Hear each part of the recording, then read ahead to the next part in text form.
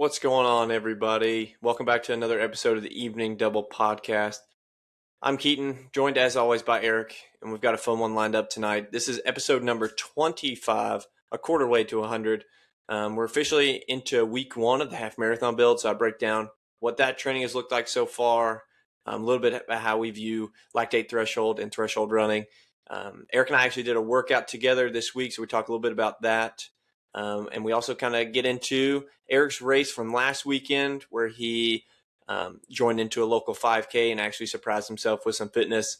He is racing again this weekend in a track 5K. So we'll talk about where his fitness is at and what he's looking to accomplish. We dive into some of the bigger stories of the running world right now, about the new signee from University of Texas and what the landscape of the United States is, what the NCAA is looking like. We're looking to the USA Track and Field Championships briefly toward the end of the pod. And we just kind of look into some different things, talk about some different questions. So it was a fun episode. So whether you're out on a run, driving to work, just hanging out, appreciate you spending some time with us. If you are enjoying the pod, appreciate you. Continue to share the podcast with a friend. Give us a review, 5-star rating. That's how we can help continuing to grow this pod and give us a platform to continue to pump out great content. So without further ado, we'll get into the pod and we'll see you next time.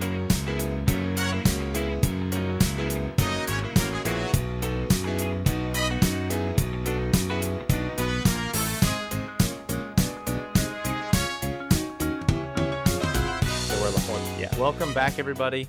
Evening Double Podcast number 25. We hit a quarter of 100 today on this episode. Crazy.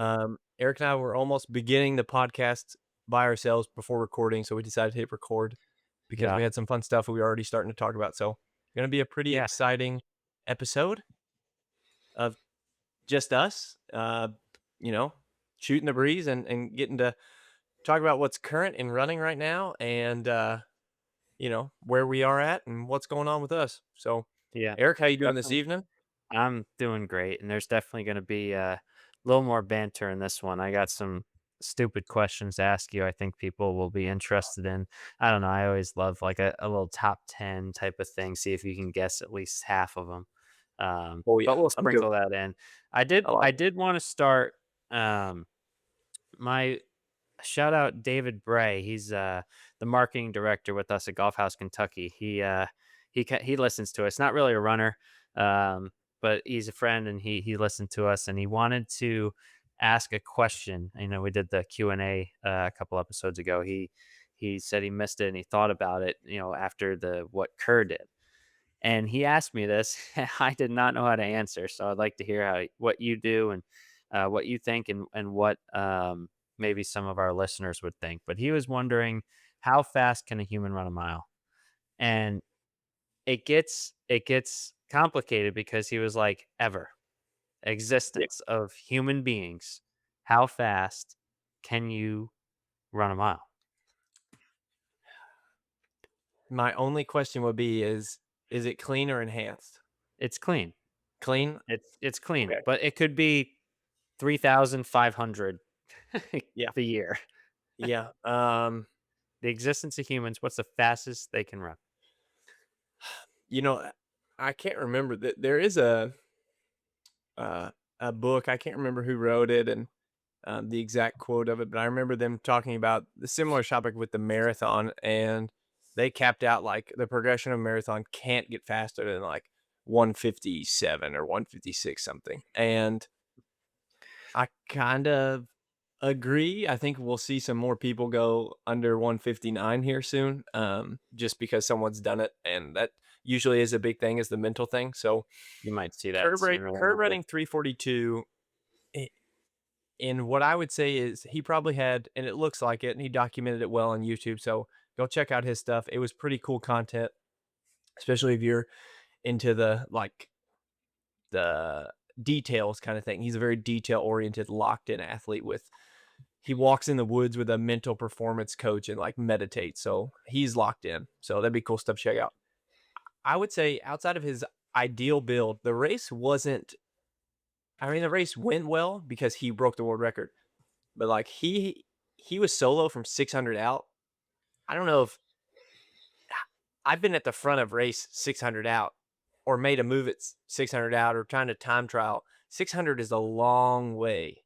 And I think if he has pacers a little bit longer, if we're looking into the future, who knows? Maybe they start allowing robotic pacers or something to like break the wind all the way until a certain point. But human capacity, I'm saying they're probably not going to run much faster than like 335. Okay. I was way different. I said 3 minutes. I said humans will get down to 3 minutes. I just don't think that the like 3 minutes that we're looking at, that's got to be close to like an 18 or 20 something percent improvement from the 342. I'm thinking a I don't know. a 4 minute mile, you improve by 25%. That's a 3 minute mile. So 340, you're probably looking at Yeah. 18% increase. That'd be It's I mean, it's arbitrary. you know, So it's up pe for whatever you think. But people never thought, anyone would break 4. So here we are 18 seconds faster than that. So and do you know, I don't know. I'm gonna double check myself, but do you know how long it was until the second person broke 4 minutes? I don't. I think it was 4 days later. Does it? Uh-huh. That's what it's usually when a record tumbles, it tends to tumble a little bit. This was one that took a long time, which was crazy. So here it is. It's 46 days was what it was. 46 That's pretty days cool. from the first person to break 4 minutes, where Rogers Bannister ran 359 to John Landy runs 357 in Finland. So yeah, that's crazy. What year is this? 1954. So it took us, what is that? 52 years? No, that's not 52 years. It's bad math here. 62 years, 68 years off the top of my head. I believe that's 68 years from Roger Bannister's sub 4 minute mile to then getting a 342. That's an 18-second difference in, I mean, I'm guessing 335's we got to be getting close to the limit. So am I seeing this right? I know that the Commonwealth Games, Yes, going that on right has now. not but the finals on Saturday, Yes, final right? Saturday morning, so it'll be real early our time. What It is I bet it falls. no, Hot take. I bet it falls. no. Kerr won't do it. Cam, what's Cam that? Myers, Cam Myers. Sorry. I'm no. so used to Cam Smith. Cam Myers. The golfer. Yeah. Um, I'm just thinking Aussie. that is true. Cam's the Aussies. No, I don't think. I think it'll be tactical. Here's my take on it. It's gonna I think be, it falls. yeah. I didn't even think about this race when we were like you know discussing what we were going to talk about today, but we can't not talk about it. This is going to be I think this is the, outside of the actual world record attempt, this is the race of the summer on the Yeah. track. Because you got a Um, better field. yeah, no world championships this year. It's an off year. USA's is limited to the US competition. A lot of people skipped it this year. We'll get into that a little bit later. But it's got, I think Heat 1 of the semis had 5 sub 350 milers in it. And that was just Heat 1. And this is just the Commonwealth. So all of the Queen's men and women, and there's some nasty milers. So it's going to be a dogfight with Cam Myers, Jake Hayward, who has resurfaced and ran 346 the other day in that world record attempt. Josh Kerr, the current world record holder. Timothy Chariot, who looked just as good. Like, he looked good right behind Josh Kerr the whole way in that semifinal. Like, it's just going to be, it's a great, great field. Jake Whiteman is always good in tactical races, and he's in healthy, good form. And usually when he's healthy and in good form, his last two, like, I would say championship builds where he's been healthy have been world championship gold and world championship silver. So, and Oliver Horace, the defending champ, is also 347 miler. So if he's on things, it's going to be a crazy race. But I don't think it'll be that fast. I think it'll be in the 350 range because they'll close really quick. But I think it'll be a little bit more tactical. The interesting thing will be who takes it first, Cam Myers or Josh Kerr. That'll be the interesting one. Both of them are like long kickers. So we'll see who can out squeeze the other, is my guess. Okay. But I'm guessing 335 is human limits. I'm sure when civilization ends and there's a 335 PB, all day, all the people will be listening back on this pod and be like, Keaton was right. So That's right. I'm just glad to be cemented in history right now as calling it correctly. But um, yeah, First but that week was, first week of your marathon training or half marathon training on yes, the yeah, books. We're back. yeah. It's we're back. Took a little bit of a break. Didn't really run a whole lot going into USA's because of the knee was kind of bothering me some. So kind of like started the recovery period and then raced. And then, we were out of town. We went to the beach. So I just kind of relaxed and ran the last two or in 3 of the last 4 days we were there. And just kind of easy miles, get back into it. Getting back into it this week. One workout. I'll do a little bit of a progression in the long run this week on Saturday. Workout went pretty well. Just staying easy. Probably just run all singles this week. I might just do a double easy tomorrow. And then just kind of keep plugging along and trusting that I've got plenty of time. Plenty of time. But yeah, that's been going pretty good. I was gonna say not much has changed. I mean, I've got the main block of training built out. Really looking forward to it. Going to tweak a couple things, some of the specific stuff. Continue to kind of research and get a little bit more mentorship on trying to minimize my own learning curve and just being receptive to some advice from some people that have been there before me. So that's really the only thing that's going on with me. I'm just working and running right now and recording this amazing podcast. But Eric and I ran together, worked out together for the first time this week. We got to Yeah, link it's up. one of the So first only times I'll be able to hang on to the back of Keaton on a workout, doing some Ks at his LT1 and probably my LT2. it was it was good. I last year, I think I was in really good shape and I didn't run much faster than 520 with pace was like my threshold zone. So not sure exactly how I want to work on the progression of that. I really think that I'd like to progress the threshold lower, as obviously as I get fitter and stuff. But yeah, I haven't decided on whether or not I keep it really easy and just continue to stack volume Mhm. and push the other stuff when it needs to be, or is my main focus going to be trying to push down my lactate threshold a little bit closer to what they say is like traditionally your half marathon pace, what you can run for a sustained hour. So, And that's interesting you say that. So, one thing that I believe in is that when you're training, you do your threshold pace. I'm a big threshold guy. Just keep doing threshold, but you get love it. longer. Just keep getting longer. You do Ks, you do mile and a half, you do 2 mile, all at that same pace. You just get longer. Um, at my pace, I think that's better for someone like you. I think you're gonna need more. If you're gonna be running 448, is that what you want? That's the goal, sub 63 for Yeah. 13 miles. I think you need to start working on that number. You need to start getting used to that 448 in training, and that's just my opinion. My goal is going to be sub 110 and a half, and that's about 520, 519, 520. So that's where I'm trying to get like my LT2, which is like my higher threshold. I'm still a little confused on the difference, but um, that's basically what I think I'll be able to run for an hour to an hour and 10 minutes. Obviously, it's going to be right at the peak. So I'm going to try to run a lot of my threshold stuff down towards 520. I start at 530 and I feel like 520 is starting to get a little more comfortable. So that's the goal. Yeah. And I think, everyone's got slightly different definitions of LT1 and LT2. Yeah. I think that like I've heard different things of, LT1 should be your half marathon pace, whatever you can do for an hour. But I've also heard people say that it's more like LT2 would be your 60-minute sustained effort. So Yeah, I've that's heard kind of what I go off of. I've heard some varying things on that.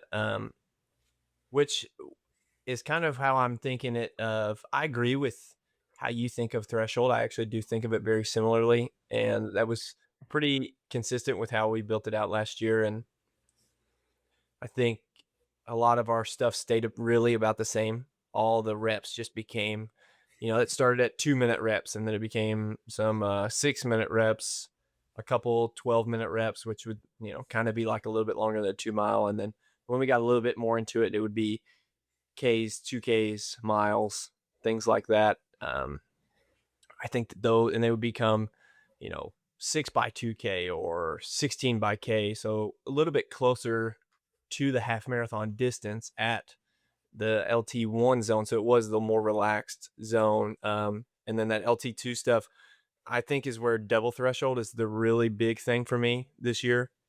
I tested a couple times last year.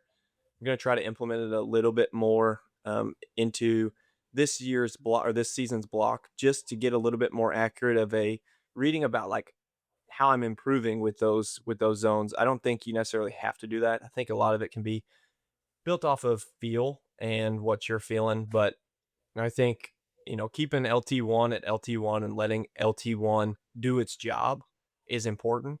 It is not flashy. It's not necessarily that fun, but the boring work is kind of what you need to do. It's the base stuff. And then I always just physically and mentally feel a lot better in the afternoon on double T days. So I think that that's where some of that 448 kind of pace will come in. And I'm going to try at the beginning to not worry too much about 448. It's got to be 72s on the track, like 3-minute Ks, whatever I'm doing. I'm going to try not to keep it that way and more of, let the progression come, be patient, and then worry about competing at the end of the day. I think if I get as fit as I was last year, with a little bit more half marathon specificity, I think sub 63 is in the card. So I'll just worry about putting myself in position and um, letting the fitness show rather than getting too. I was listening to Charles Hicks talk today, and he said the like if you want to focus on running like 206, that's probably the best way you'll run 206.01. So That's fair. try That's a not to good point. be try not to be too focused on like 63, and more so focused on build it all out, be confident, and maybe I run 62:45. Yeah. So I'm gonna try to just focus on it that way. It's a long way out. We got 14 and a half weeks I till was race just day, gonna so yeah, I was just plenty. gonna ask, how many weeks out, so 14 and a half. Yeah, Obviously, Indy is a fast course, probably you can't say guarantee good weather, but there's a very good chance you're gonna get pretty good, running weather. It's usually not too hot early, early November in yeah. Indianapolis. But, yeah, I'm running that one too.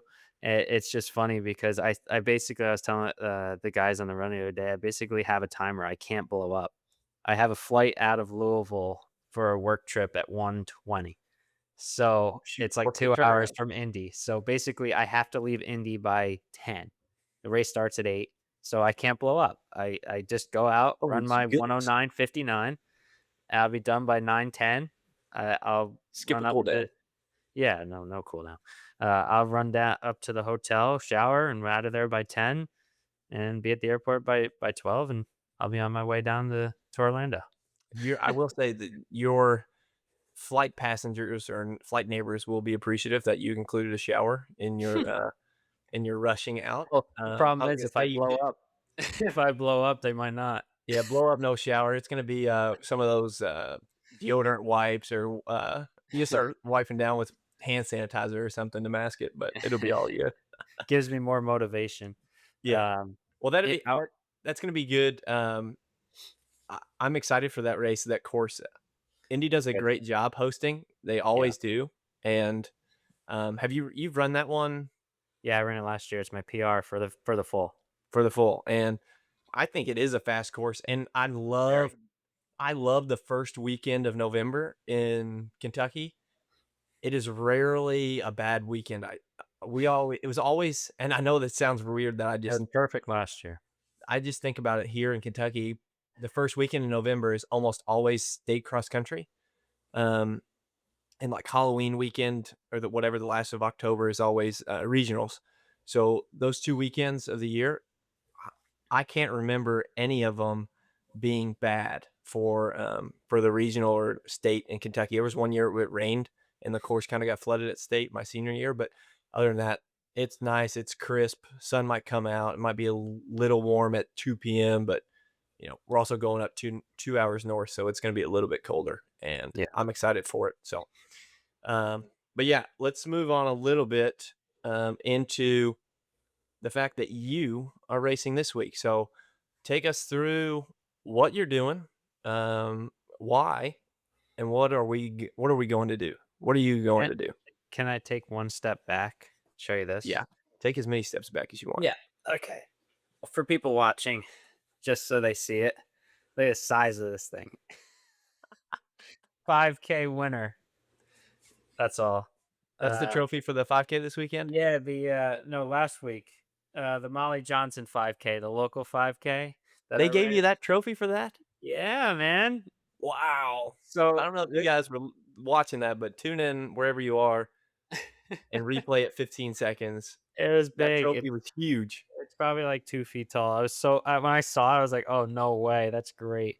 Um, I gotta find this guy's name. So I went into that 5K. It was, I ran 12 miles that morning, and I was like, I'm gonna go try to win. I didn't think there'd be too much competition. I'm sure there would be some like high school or something that goes out hot. And I was like, I could probably run like, I don't know, 17:30, probably get the win. Like it would be a solid effort, but like nothing too crazy. And I knew a lot of the guys running the race, but they told me there's this kid who's won it the last 2 years. And I was like, okay, like, is he fast? And they're like, no, like, you're gonna have to actually run to beat this guy. He runs in college. And I'm like, oh God, okay. And I Uh was like, did a couple extra stretches. And I was like, all right. Well, my warm up, I think I didn't even log it. I think it was probably about 400 meters of like a jog, and then a couple leg swings. But um, shout out to Brody Turkhorn. He runs at Niagara, um, but I believe, I mean, I don't, if he's listening to this, it seems like hush hush, but it looks like he's transferring to St. Bonaventure, where I went to oh, college, which that's is pretty funny. unbelievable. Which is so funny that he's gonna be transferring to be a Bonnie. I had no idea until after, but basically he takes it out hot. I mean, hot.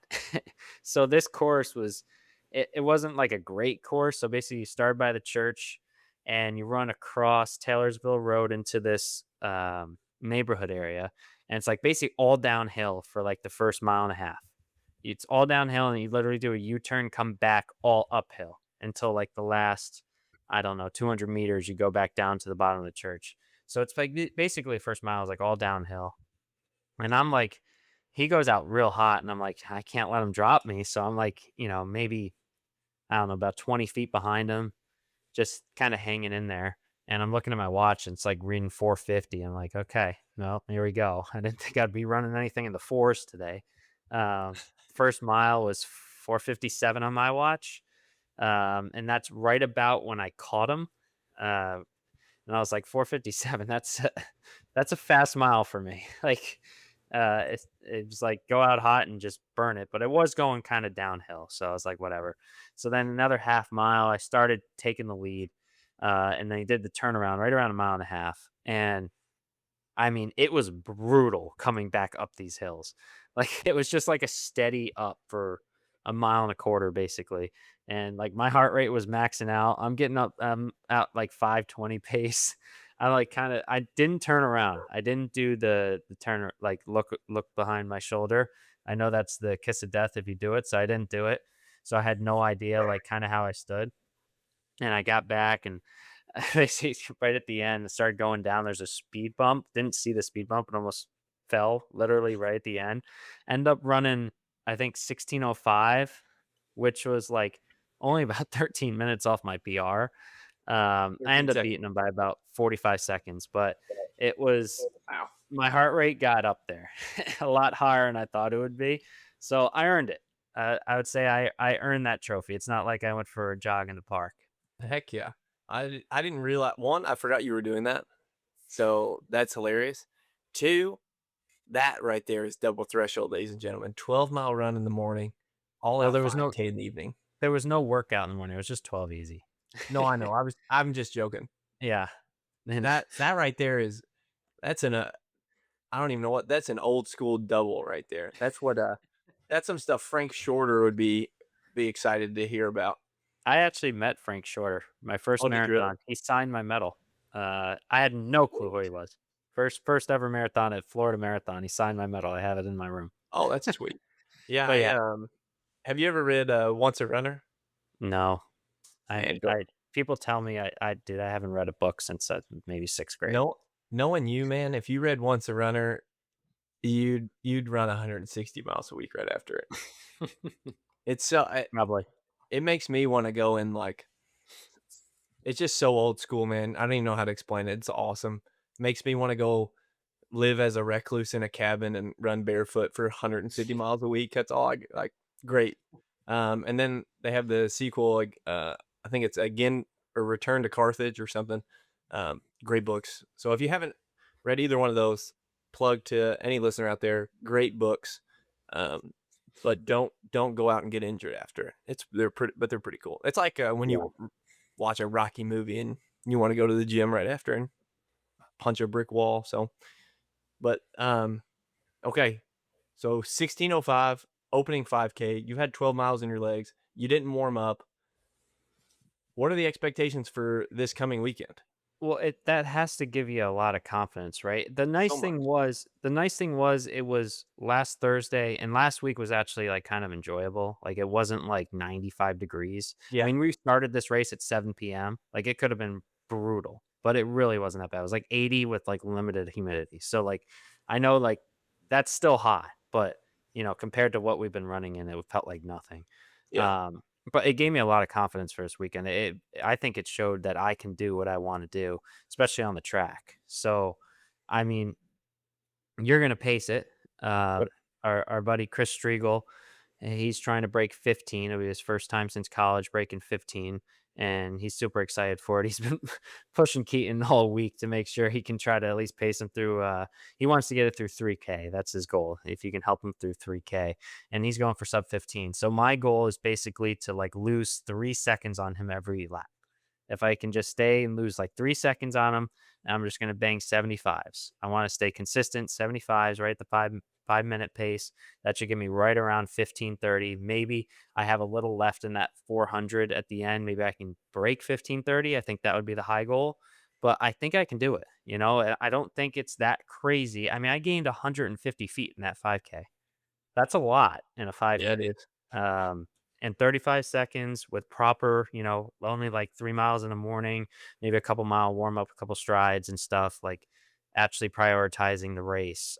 I think if I have if I feel good, I think I can do it. So Yeah. I think, dude, I really think that's a realistic goal for sure. So what's a 5 minute pace will put you at like 15:37 or is so. that what it is? I haven't done the math. So I I'll definitely. believe so. Just quick mathing it. 5 minutes a mile, 5, 10, 15, 37.5 would be your halfway split of a That 200. sounds about right. Puts you right at about 15:37 Yep. for a full 5,000 because um, you have to do it's a little bit different if you did uh, like 5 minute mile pace versus 5 minute 1600 pace. So if you're Mhm. doing 75 400s, that'd be like right at 15:37. Okay. So right on. It leaves you run 15:37 pace until 400 to go. You can take like 6 seconds off. You just close in like a 70, 69 there. So plenty of stuff left in the wheelhouse. I'm sure you'd have Yeah, it. I would probably. If now that, you're telling me these numbers, I haven't crunched the numbers yet. I would probably start trying, I mean, depending on how I'm doing, I'll probably do 75 through the first 2 miles and then start if I still feel good in that last busy mile, um, I'd start trying to be like 73, 74 the first couple, then the last 800, I would probably try to, if I have it, to get low 70s. Yeah, That's that's probably definitely the way to do it. All of my PRs have come from slow windups, really. Getting out, being on pace, not getting overzealous in the middle, and Yeah. then progressing the end. That's always the best way to do it. And rather negative split than positive split. So, but I was going to ask you, let's break it down a little bit. What shoe are you going to try and wear on the track? Is it the same shoe you would wear for a marathon? Are you looking at it a little bit different, or are you just kind of No, going with what you've been wearing? I'm not a track guy. I've never had spikes, so I'm Yeah, I wearing wasn't my Alpha. expecting you to spike up. No, I'm gonna have my Alpha Flies. Alpha slides. Yeah, I'm gonna go Alpha Flies. I've heard you say it enough where and other people that Alpha Flies are good on the track if you're doing like a 5K for like my type of pace. So I'm going Alpha Fly. The same. I haven't worn them since Boston, right? Yeah, Boston. I haven't worn them since Boston. Nice. And I was gonna ask, so when you're doing these speedier sessions on the track that you've done during your summer of speed, what shoe have you been wearing, and Uh, what's the Yeah, rationale behind it? I love the Zoom Fly, Yeah, Nike Zoom good shoe. Fly. I'm a huge fan of those. My Zoom Flies are pretty much cooked. They're I got Yeah, there you go. Zoom Fly. I got mine at the beginning of May, basically when I started this block or whatever you want to call it after Boston. And they're basically shot. I was kind of saying to you, I was like, this is literally the last legs on the Yeah, last workout. And I keep forgetting to buy new ones because I haven't seen them on sale because I'm cheap. But yeah. uh, You need yeah, to so go and check the.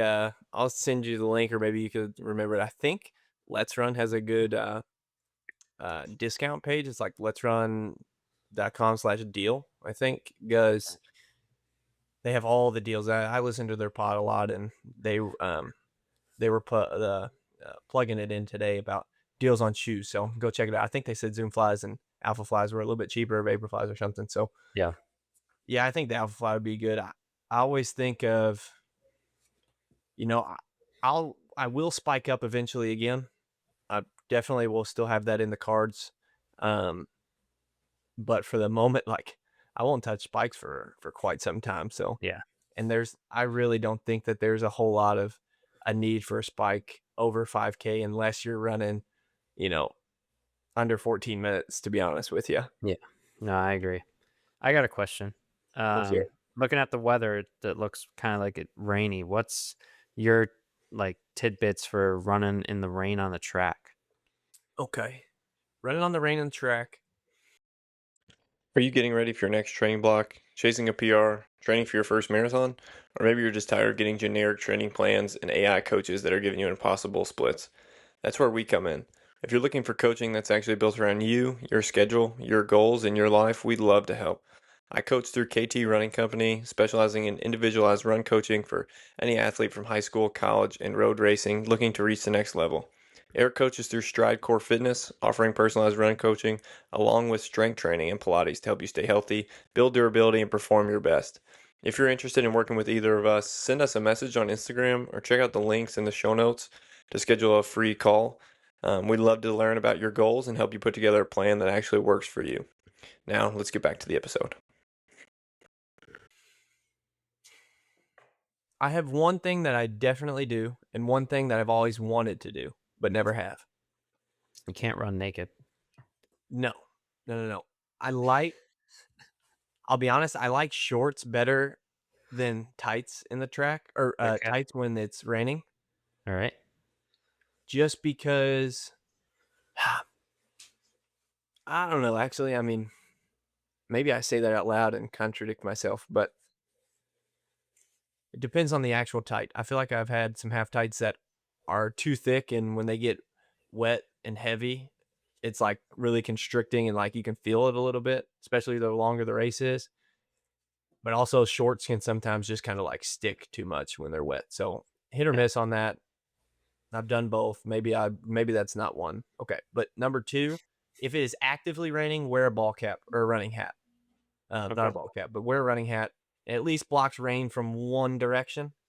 Um, Number two, and this is the one that I wish I had done, is if it's in the day, wear sunglasses because you'll get a lot of splash from the runner ahead of you. A lot of Interesting. splash. Their back kick will put water all over you, all over your face.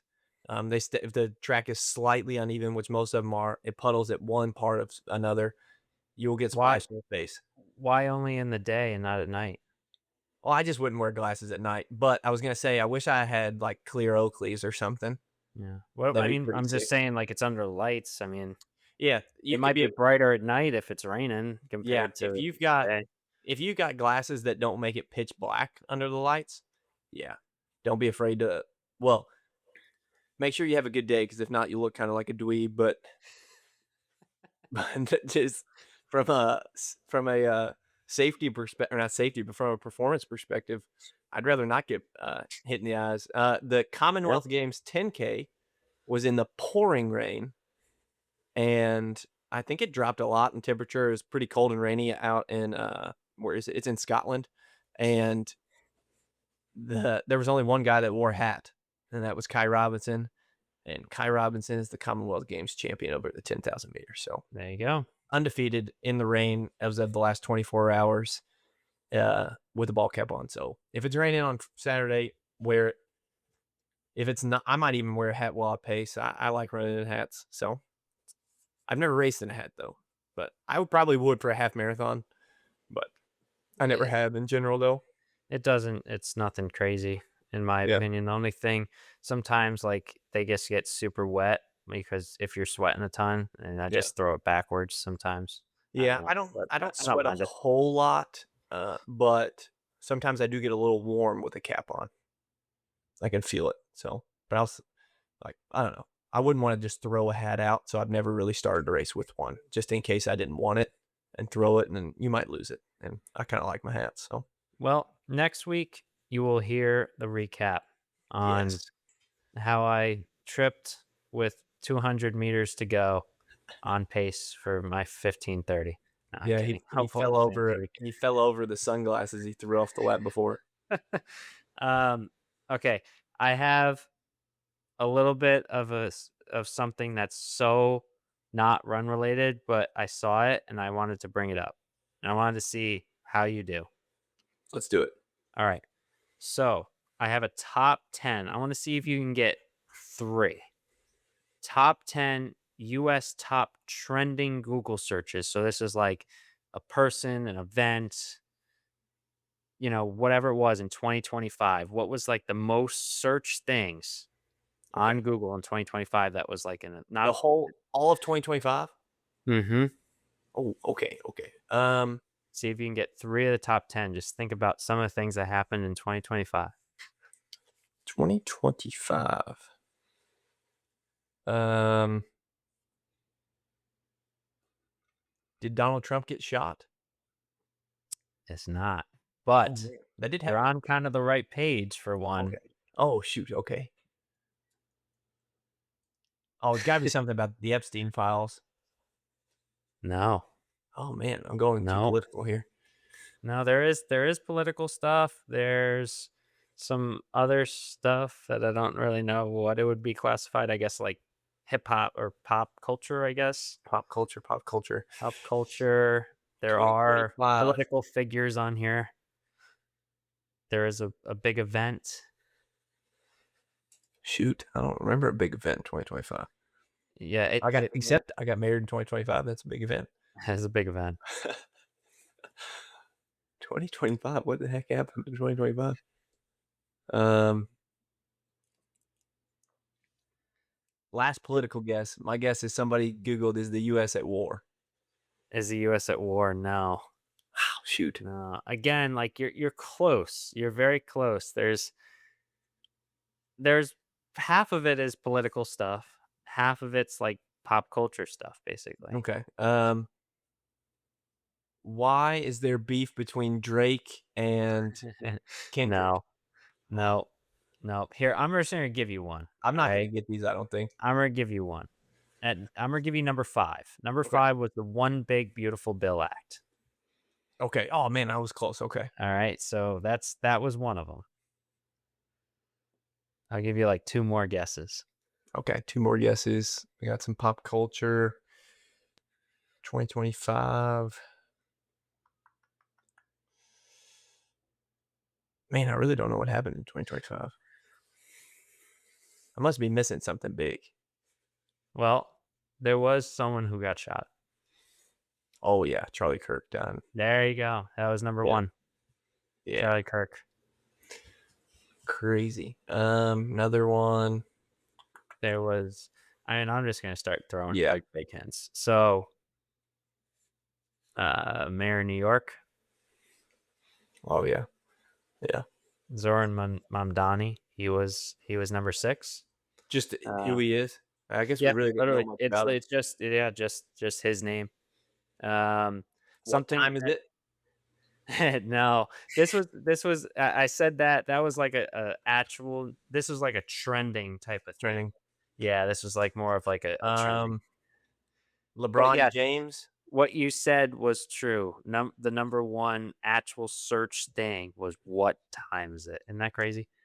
Yeah, can't imagine pulling up a search engine with a clock on my computer and go try to figure that one out. But that's what I LeBron did. James is not on there. One of them was an event that actually happened this year in the U.S.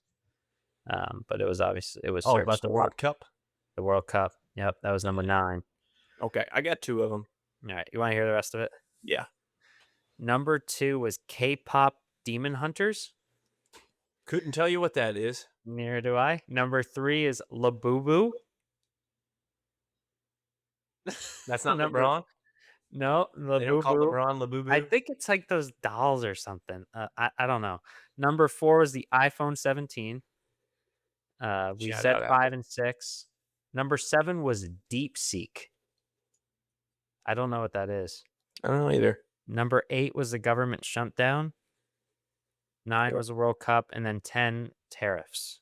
Tariffs. That did happen. Yep. I probably live under a rock, to be honest with you. Me too. I never would have been. I would have got none of those. I think in 2025, I actually did not have social media or any of those apps on my phone for probably 8 or 9 months of 2025, Wow. and only got on my computer maybe once a week. Mm. That was my locked in mode, but unfortunately, it's taking up probably too much of my time again. Maybe I'll go on another social media fast, but I'm gonna switch it up a little bit. I got one question for you before we transition into some news going around in the NCAA, and then a little bit about the U.S. track championships. But let's give a little bit of a question between us. Which would be harder if you were given unlimited resources, unlimited time, unlimited money, whatever it is? Which would be harder? Breaking 4 in the mile, running a sub 60 in the half, or completing, I think finishing 100 miler is easier than those two, but starting from scratch, maybe let's just say like breaking the 100-mile world record. So breaking the 100, I don't even know what that is, but breaking the 100-mile world record, breaking 4 in the mile, or breaking 60 in the half. Yeah. Is this The for 100 me? mile, the 100 mile Yeah. is 10 hours, 51 minutes. That's 6:32 pace.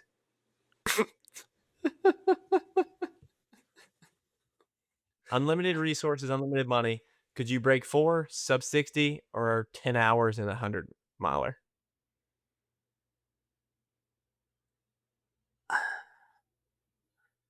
I would have to say the 100. Yeah, I think so too. Well, for me I mean, personally, I would say sub 4, but yeah, but I'm just thinking about it. Like, if everyone was from scratch, like, I just think that would be the longest and hardest. That's what she said. Longest. The longest build to be able to do. Like, I don't know. Like, all of them are very hard, but to run 6:32 for 100 miles, I don't think I could do it. I know you can't do it. There's That's no why I way. probably won't try. Like, I know breaking 4 is very hard. I know breaking 60 is very hard. But I say the 100. It's a hard one, but I say the 100. Just I think it would be That would it would just too take many things longer, could go in my wrong. opinion. Yeah, Huh? I think too many things that could More go wrong. exactly. I agree. Yeah. All right, so let's transition a little bit, get a little bit more serious here. I want to get your opinion. I have some opinions. A lot of people are going nuts about this and having some strong opinions. Texas Longhorns, UT, Oh yeah. horns down at the moment here. They signed a pro distance runner, pro runner from Kenya Yep. with a 27:25 10K PB that he ran this year, as well as 59:11 in the half, which would be faster than Connor Mance's current American record. Um, I don't want to get his name wrong, so let me check it really quick. But I believe his first name is That's Dennis, but yeah, Dennis. That's his American name. Uh, that's and the issue is you didn't just see. I mean, first of all, he's 24 years old, and you see this in basketball too with people that are in the G League. All of a sudden now coming back to college, and that just doesn't seem right. So in golf, you can do that. You can become a professional and relinquish your professional status and become an amateur. But you yes. wouldn't see someone do that in college. You can play as an amateur, just in amateur events, but you wouldn't And you see can someone who is a professional go to college. Now, this it could happen, who knows? But Yes. In the current stage, it probably could happen. I do know in golf, like you'll see every now and then a guy fully maintain his amateurism and wear his school colors in a tournament that's got pros in it, but they yes, play as an amateur correct. and Usually all sponsors rules exemptions and stuff. Yeah. exactly. So, and that's the way it used to be in running. There, it's the way it used to be in all of athletics. Running and golf. Can't think of maybe swimming. There are maybe not swimming, but there are very few sports where the professional scene and the collegiate scene can overlap the way ours does. Because like track meets, the best ones attract the best athletes. College kids or college teams send college kids to meets with pros to run fast times. It's just what it is. They maintain their amateurism because they're not getting paid to do it. There's no sponsorship there. So they run and they wear their school colors and we compete against pros. I've raced in, I've raced in races with Craig Ingles and at the same time that we're on the starting line together and, he's a pro when I'm in college and that had no effect on my amateur status. I was not a pro. I was in college and that's just how it works. But with NIL now, there are people that, and we've talked about this a little bit, there are people that can go and have a pro career and then just say, no, I was on an NIL deal. I was never on a pro. Like I didn't relinquish my amateurism. I was contracted through my name, image, and likeness to represent a brand, and they can do what they do and then come back.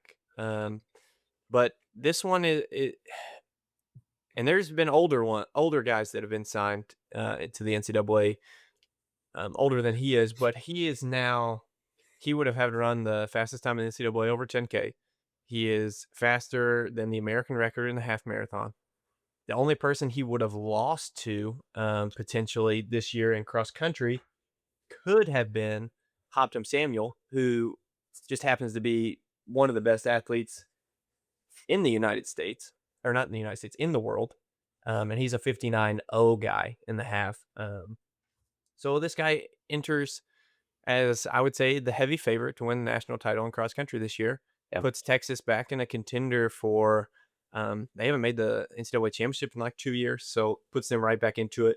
And I think we're going to see a last chance wave, like Hail Marys of the next year or so of signees just like this to try to get ahead of um, the age and eligibility rule that will come into effect in 2027. How much are they going to pay him? Oh, my guess he's getting paid.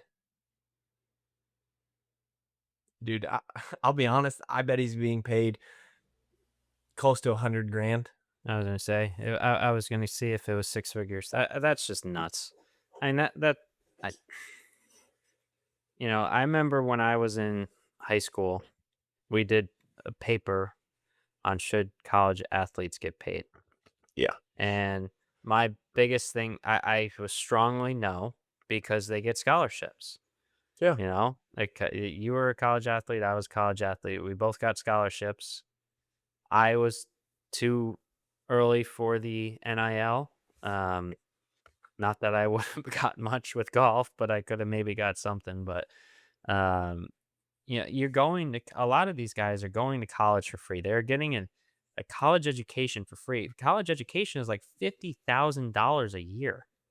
Yeah, That's like especially in Texas. $200,000 Yeah, for sure. right there. And I'm the first to say, that I don't know. There has to Hey, be a change. I know that they're working on it, and it's yeah. just gotten so drastic that I mean, you see Texas do something like that because they have all this spend money because they have 50,000 graduates every year, so they're gonna have people giving money. How Yeah. does a smaller school like EKU or St. Bonaventure have a chance? Yeah, and that's a very hard question that I don't think I could answer is um the only thing I can see is that depending on how they continue to do roster size for track and cross country, well, that's the only thing I can see that would limit a larger school when like a small school, they could just be like, you know what, we're a distance school and basically only take walk-ons for track. Uh, but at a big school like Texas, when you could have, all those guys on full scholarships for track, then you can, maybe fund NIL for your remaining cross country spots. And Yeah. that's definitely the way it has trended. He's not the first one to be signed like this. There have been plenty. And I will say, here's maybe I'm a little bit on devil's advocate is just because I was a little bit older in the NCAA just through some extra red shirts and COVID and everything. But I will say from personal experience, when I ran like my last year, I was 24 and I had just come off of a sacral stress fracture. So I wasn't coming off of years of super consistent training. I'm heading in the right direction, super upward trajectory. I'd been kind of rocky and injured a lot of the time. But literally the last year, I just did, threshold cross training. And because I was 24, I was just a lot better than I was at 18, like hands down. I couldn't Yeah. do the things at 18 that I was doing at 24 with, you know, a month of training after being injured for 3 months. It was just because of the maturity level. So I definitely think that it could change some things, and hopefully that's not the case all the way. And that 18-year-old kids like me are going to still get a chance in the U.S. Collegiate system. That's I don't know. I know one of my someone I follow. It might have been I can't remember who it was. I saw on a couple posts people being a little disgruntled about the news here, and they were saying, it's a shame for the U.S. That like we'll notice this in the next couple Olympic cycles that we don't have as much American talent that's developed at the world stage Well, because of what the collegiate system does for American distance running.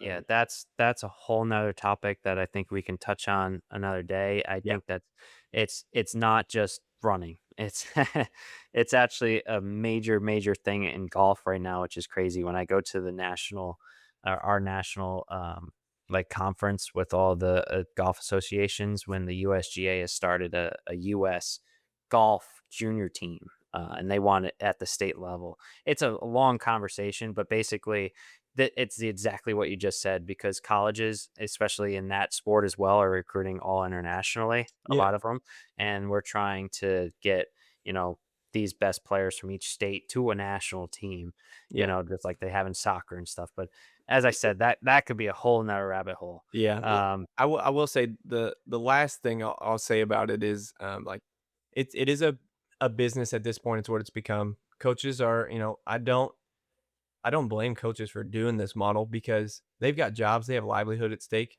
and you want the best talent because you want to have success. and you want to keep your job, and you want to be successful. So I don't necessarily blame them for that. I just encourage any NCAA coach that you're probably not listening to this, but I'll just say it out into the world. Take a couple walk-ons, American kids, throw them a bone, let them develop through the program. Um, so hopefully they can keep it going. And I will also say I don't blame any of the international people that are coming over. They are doing the best thing for them. Congrats to them for coming, to the U.S. and joining the NCAA. Is an awesome developmental program. Reap all the benefits, take advantage of all the things that you're allowed to get. My three of my groomsmen in my wedding were international teammates of mine. They're my brothers. Love them to death, and would be extremely, saddened to not have had that experience. So don't blame any of those people. It's nothing to do with the people themselves. It's just a little bit of the system that's being taken advantage of. But like we said, I'll get off the soapbox there, and hopefully it doesn't derail young Americans from getting the chance. But maybe we'll see a rise in American young kids going D2, and using that as their platform to get to higher levels. So if you're a kid out there and you're feeling slightly discouraged because big schools aren't reaching out to you, you can get to the top of the running world through through like any pathway. You can go D2. There are great coaches in D2 and D3 programs. So don't be discouraged if a D1 school like a Texas isn't emailing you back. And I think it's fair to for the coaches, to what's their options, is that the better option? When I was it was it was funny if people that are listening, if anyone knows golf at all, uh my dad went to the University of South Florida, and that was a college I was looking at to play golf, and they're a solid golf program down in Tampa. And basically I talked to their coach, and he was in the airport, and he goes, "Yeah, we got one roster spot left for 2018 when I graduated high school." And he is like, it's open right now. I'm targeting Joaquin Neiman. If people know Yeah. golf, Joaquin Neiman was well, basically one of the best junior golfers in the world at the time. So I was like, and he's from Chile. I think it was Chile. Yeah. But yeah, and what he ended up doing, I think he ended up signing. He flunked out, just went pro. The whole 9 yards. I was like, you could have had me. I would have stayed there for 4 years. But Yeah. that's the competition they got to deal with. That's Yeah. the I mean, unfortunate truth. yeah, it's hard not to sign a 27, 25 guy when he's on your doorstep. Yeah, So absolutely. no, but yeah, last thing, well, as we wrap it up here, just going to briefly highlight the US champs. It was held in New York City this year. Little change of scenery. It's usually in Eugene, Oregon, Randall for Island, most right? years. Randall Island? Yes, yep. And I think the last time it's been since early 90s, I think, since the last time it's been held in New York. So good change of scenery, probably easier for flights and access to get into the city. Might be a little bit more expensive from hotels, but um, big highlights were, Noah Lyles winning the 100 in basically tying his PB at 9.79, but then pulling up kind of injured, like a little lame duck in the 200. And he's getting a little flack. He says it was just a cramp and he felt it pull. He's getting a little flack for potentially faking an injury to avoid the fact that he was going to get beat. So Jeez. I will leave that up to Noah. Noah, you have 24 hours to respond to me. From publishing, not from current date, from publishing. Cooper Leckenhouse, his first 143 800 of his career. He's run 142 and he's run 144. He is 17 years old still. So Cooper is legit. He is a world indoor champion. He lost one race as a pro this season. He turned pro last year after finishing his track season at the World Championships. Then he turned pro. He lost one time, and that's to Brandon Miller, who also was a Diamond League winner. So unbelievable year for him. World indoor champ, U.S. champ. He beat the Olympic champ and a previous world champ in his 2 Diamond League debuts. But crazy. Grant Fisher got smoked by Woody Kincaid in the last 400, last 200 really of the 10K.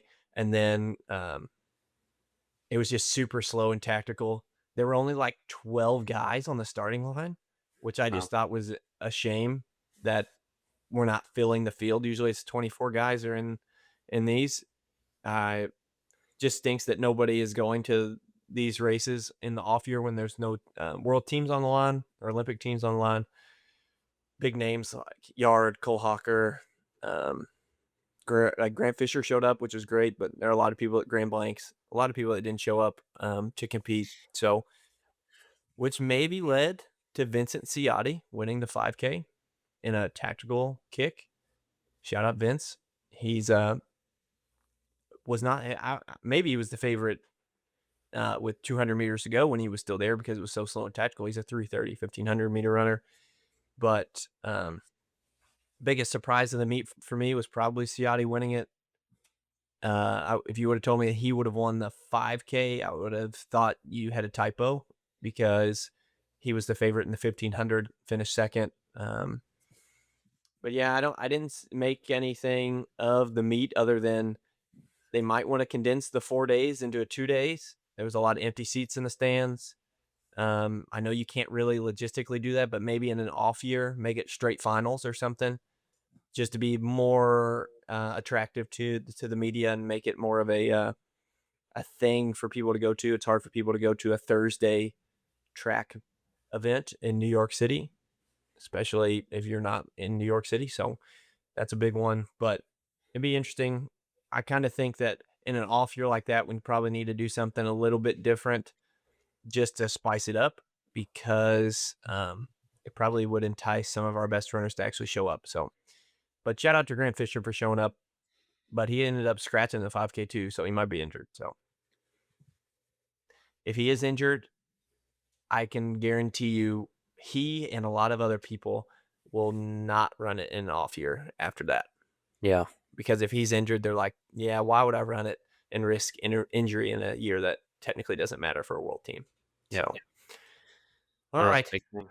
Well, we've got a race this weekend. I'm going to pace it. Eric's going to race it. He's going to crush it. We're looking at trying to get some exciting guests on for next week. We'll do a little bit of a recap there. But yeah, I think that's about it for the episode today. Eric, you got any closing thoughts? No, I appreciate everyone tuning in. Can't believe we're 25 episodes in already. That's it's been almost 3 months. So we appreciate everyone who's been a steady follower and listener of the pod. If you do, just give us a review, a follow. We got social medias, Facebook, Instagram, or on YouTube. So just give us a follow. Anything helps us to help keep this podcast getting bigger and doing good things. We're hoping to have some fun guests coming up. We're trying to be different. There's a lot of running podcasts out there right now that all interview kind of very similar people, similar things. We're trying to find those different stories, different people. I think it was great, Scott and Chris, the last couple episodes talking about being race directors. I think that's always cool on the back end. So we're gonna try to give you some different insights, and we hope that you keep listening. Yeah, that's couldn't have said it any better. We hope to be, like you said, a little bit different than some of the traditional running podcasts. So if you're looking for specific interviews with the same people that get interviewed every time, maybe we get one on every now and then. But yeah, appreciate you guys following us along on our journey here. Like you said, give us a follow or like, share it with a friend too. If you're enjoying it, traveling probably by word of mouth and stuff like that was probably the best way we can grow and continue to have the platform to be able to bring on those special guests. So, and we always take requests. If you're interested in you have a story, or you have a friend that has a story, someone that has a story, let us know. In the show notes, you can contact us. We do have an email as well. It's theeveningdouble@gmail.com. So just reach out to us, and we'll see what we can do. Yeah, I think that's a good way to wrap it up here. This has been our quarter of 100 episode number 25 with Erik and Keeton. So thank you guys again for tuning in. We'll catch you next time. Yeah, peace.